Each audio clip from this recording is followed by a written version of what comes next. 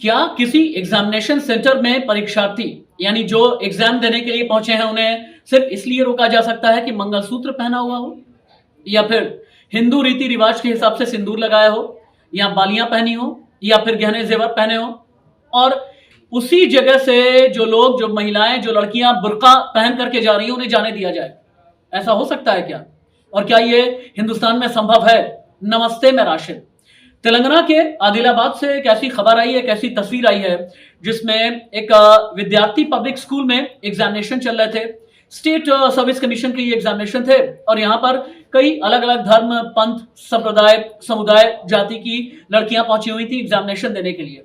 लेकिन जानते हैं आप, कई मुस्लिम लड़कियां जिन्होंने बुर्का पहना हुआ था, अपना पूरा चेहरा ढका हुआ था, यूं ही बिना जांच के अंदर जाने दिया गया। लेकिन जो हिंदू लड़कियां थी उन्हें रोका गया। रोकने की वजह क्या? मंगलसूत्र। कहा यह गया कि मंगलसूत्र से हमारे नॉर्म्स जो हैं ये टूट जाते हैं, या फिर हिंदू रीति रिवाज के हिसाब से जो पहने हुए गहने होते हैं, या सिंदूर लगाना या तिलक लगाना, इसे भी लेकर के कहा गया कि ये ठीक नहीं है, एग्जामिनेशन सेंटर में आप ऐसे अंदर ना जाएं। भारत के बारे में तो ये कहा जाता है ना कि धर्मनिरपेक्ष देश। यहां पर अगर तेलंगाना के आदिलाबाद में इस तरह की घटनाएं सामने आ रही हैं, जिम्मेदार कौन है? क्या राज्य सरकार जिम्मेदार नहीं है?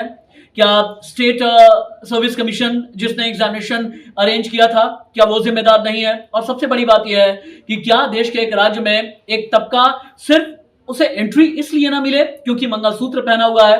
हालांकि इस पूरे केस को हम इन्वेस्टिगेट कर रहे हैं। इन्वेस्टिगेशन में अभी तक निकल करके सामने आया है कि मंगलसूत्र की वजह से रोका गया। कुछ विक्टिम को भी हम ढूंढने की कोशिश कर रहे हैं। अगर आप विक्टिमाइज हैं तो फिर नीचे कमेंट बॉक्स में अपना नंबर भी आप दें और लिख करके ये बताएं कि आपके साथ तेलंगाना के आदिलाबाद में क्या हुआ है।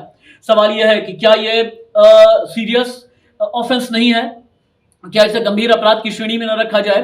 सिर्फ मंगलसूत्र पहनने की वजह से क्या कोई एग्जामिनेशन हॉल में एंटर करने से रोका जा सकता है? सवाल बड़ा है। आप एक बार सोच करके देखें, हिंदुस्तान के एक राज्य में ये हो क्या रहा है? क्या कुछ लोग ऐसे हैं जो अब मंगलसूत्र के नाम पर भी हिंदू मुसलमान करने की कोशिश कर रहे हैं? इसी तरह की कई खबरें जहां पर सांप्रदायिक सौहार्द बिगड़ रहा होता है, जिसकी हम खबर देते ही नहीं, खबर लेते भी हैं। इंडिया न्यूज डिजिटल पर मेरे यानी राशिद के साथ आप बने रहें।